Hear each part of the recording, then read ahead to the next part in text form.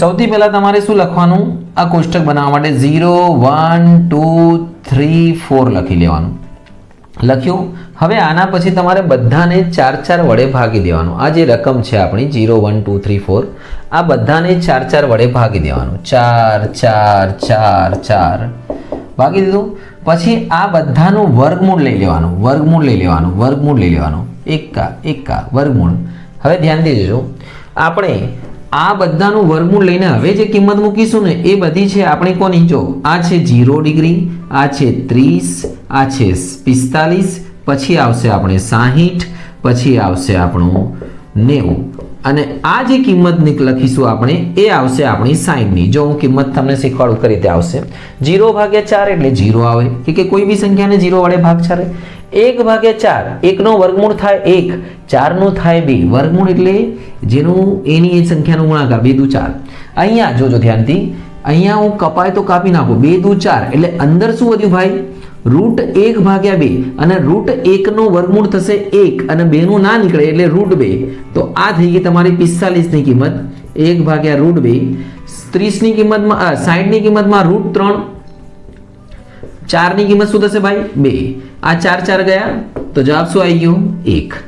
તો આ રીતે sin ની કિંમત યાદ રહી જશે. અને એક વખત sin ની કિંમત યાદ રહી જાય તો cos ની કિંમત તો બચ્ચાનું ખેલ છે. ઊંધી લખી નાખો આમથી આમ. 1 √3/2, 1/√2 ભાઈ, 1/2 અને 0 આવી ગયું. અને tan ની કિંમત એ આ બંનેનું બચ્ચું છે, મતલબ આના ભાગ્યા કરો, 0/1 એટલે 0 ભાઈ, આના ભાગ્યા કરો, આ 2 ગયા એટલે 1/√3, અને આને ઉડાઈ દો, સરખા ઉડી ગયા એટલે 1. આ બંનેનો ભાગાકાર, કેમ કે tan = sin cos. આ બંનેને ઉડાઈ દો, 2 ગયા, √3/1, છેદમાં 1 ના લખો તો ચાલે.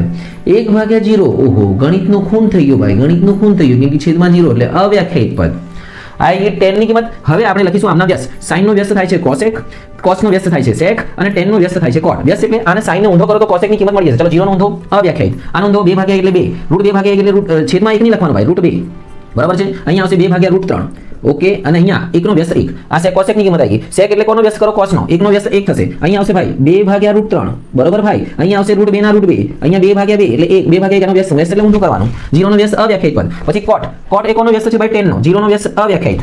1/√3 નો √3, 1, અને √3 નો વ્યસ્ત છેદમાં કશું એટલે 1 સમજવાનું. 1/√3 અને અવ્યાખ્યાયિત નો વ્યસ્ત આવશે 0. એટલે જો હંમેશા યાદ રાખો કે તમારે કોઈ બી કિંમત એવી યાદ રાખવાની કે જે બધામાં કામમાં આવે. અને આપણે જો મારે જો કિંમત યાદ રાખે તો sin ની કિંમત યાદ રાખો, બાકી બધી મને મળી જવાની છે. sin ઉપરથી cos મળી જશે, cos ઉપરથી tan મળી જશે. ઓકે, તો આ રીતે બધી કિંમતો આપણને આવડી જોઈએ.